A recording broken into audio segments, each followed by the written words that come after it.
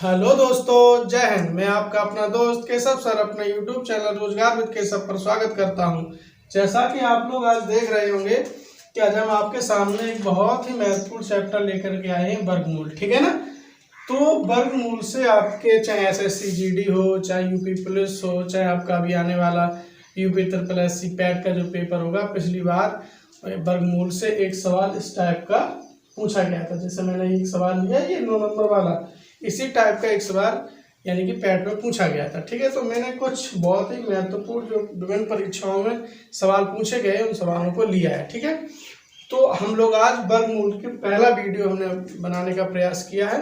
कुछ हमने बहुत ही महत्वपूर्ण सवाल लिए हैं जिनको हम हल करने का प्रयास करेंगे। अगर आप इन सवालों को सीखते हैं तो इसी प्रकार से आपको कहीं ना कहीं एग्जाम में आपको सवाल देखने को मिलेंगे। ठीक है ना।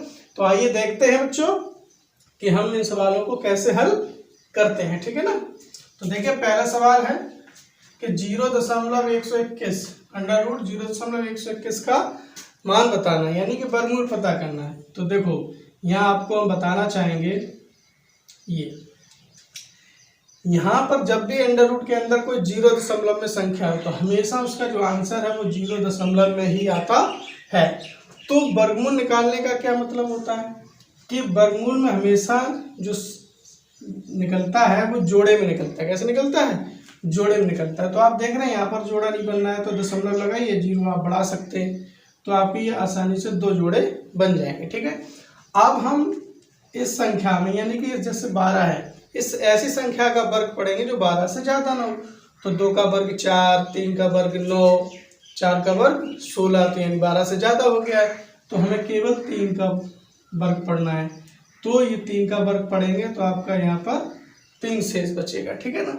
अब यहाँ पर बच्चों हम बताना चाहेंगे कि हमेशा वर्गमूल निकालते समय जब भी यानी कि संख्याओं को उतारा जाता है तो वो जोड़े के रूप में, क्यों?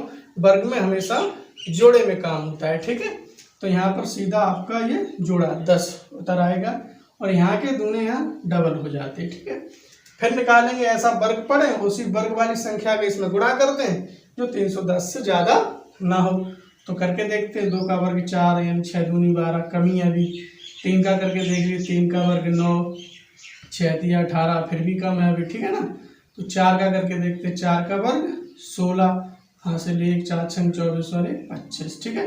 तो अभी का जैसे 5 से करके देखें तो 5 का वर्ग 25, 2 5 6 30 और 2 32, यानी कि ये भी ज़्यादा हो गया 5 से करने से। ठीक है ना। तो हम केवल 4 से करेंगे। किससे करेंगे बच्चों? 4 से। तो 4 का वर्ग 16, हाँ से ले 4 6 24 और 25। ठीक है। जो भी शेषफल बचेगा, मान लीजिए यहाँ पर 4, यहाँ पर आपका 10 या 5। ठीक है ना। जो भी शेष है यहाँ पर आपका, जैसे 4 बार गया है तो आप 4 बार यहाँ पर लिख सकते हैं। ठीक है ना। तो यहाँ पर देखिए जब भी 0 में हो तो आप उसे 0 से शुरू कर सकते हैं, लेकिन जो फिर एग्जैक्टली जो संख्या है उसको आप करते जाइए। एक समय समझ लीजिए कि 0 है ही नहीं। ठीक है ना।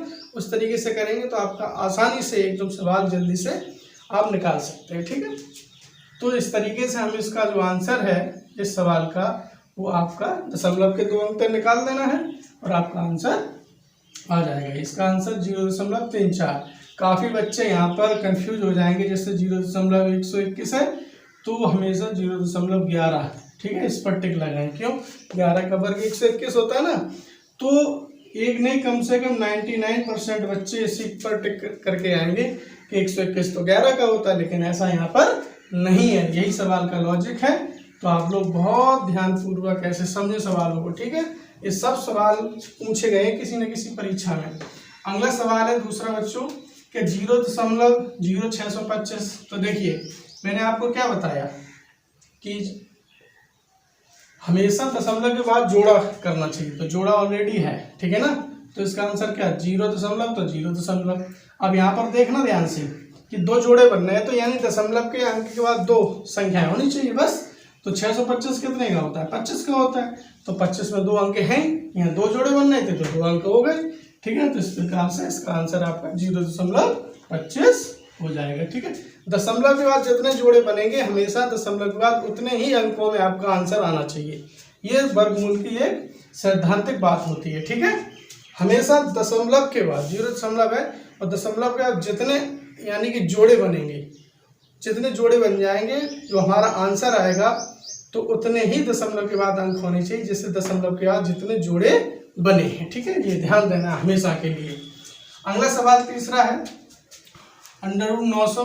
√900 का क्या हो जाएगा वर्गमूल 30 प्लस 0। देखो अब मैंने देखो क्या बताया अभी कि दशमलव के बाद जितना जोड़ा बनेगा आंसर में उतने ही अंक होंगे दशमलव के बाद। तो देखो 0 तो 0 0 में एक जोड़ा बना तो 9 कितने का होता है 3 का, तो एक अंक आ गया क्योंकि एक ही जोड़ा बना है। यहाँ पर ऐसे करते हैं 0 है तो 0, क्यों 0 वाली संख्या का जो आंसर है वो 0 से ही प्रारंभ होता है। तो यहाँ पर कितने जोड़े बनने 1 2 3, देखिए ध्यान से 0 के बाद कितने जोड़े बनने यहाँ पर 3, तो यानी कि दशमलव के बाद 3 ही अंक आने चाहिए। 9 का वर्गमूल कितना होता है 3, तो 0 0 3 कर दीजिए, तो देखें दशमलव के बाद 3 अंक है तो यहाँ पर 3 जोड़े हैं। तो इस तरीके से इनका जो वर्गमूल है वो ये निकला है। सबको आप क्या कर सकते हैं बच्चों, जोड़ सकते हैं, तो जोड़ लीजिए। कितना सिंपल सवाल है, ठीक है। सबको बराबर ऐसे कर लीजिए, जोड़ लीजिए।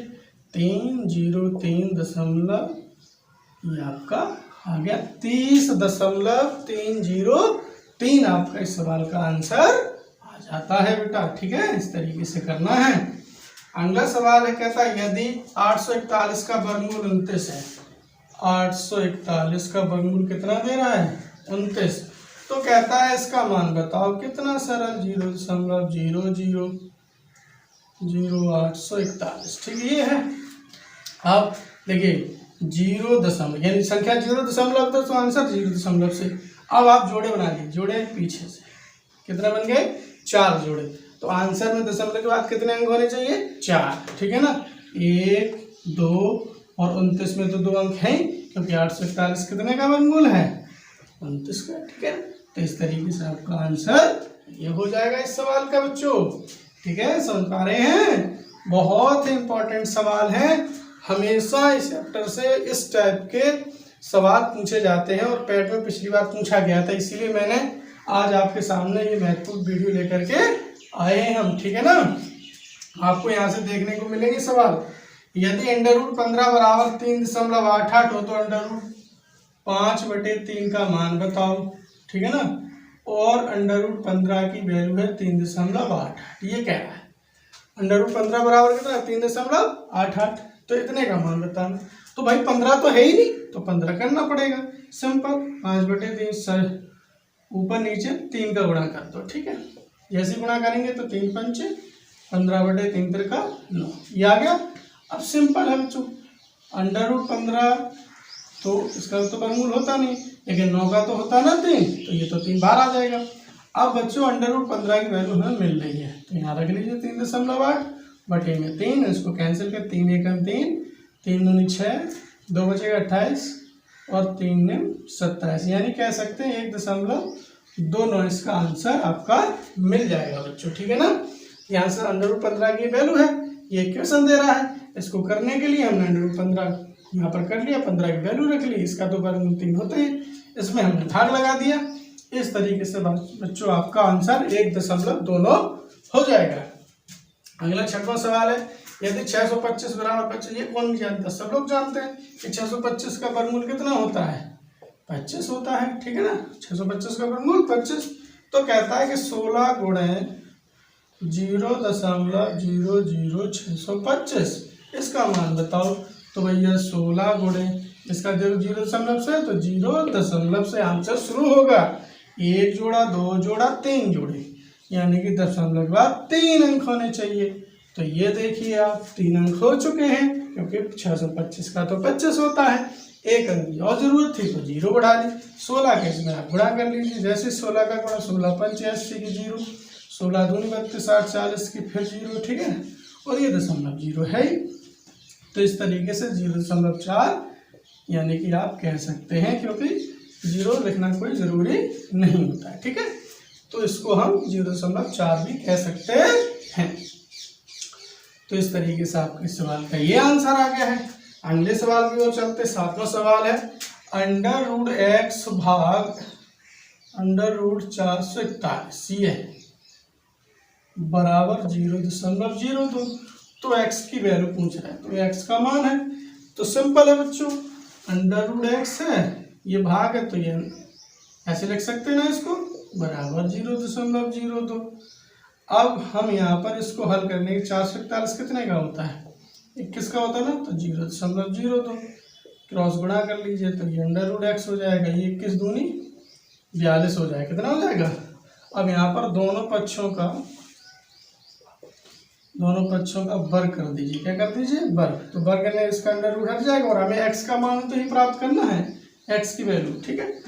यहाँ पर इसका वर्ग हो जाएगा, तो 0.42 का वर्ग कितना होता है, 42 गुणा 42 कर लीजिए बस, तो दूनी 4 2 चौको 8, 4 दूनी 8, 4 चौक 16, 4 8 16 यानी 1764, कितना हो जाएगा, 1764, ठीक है।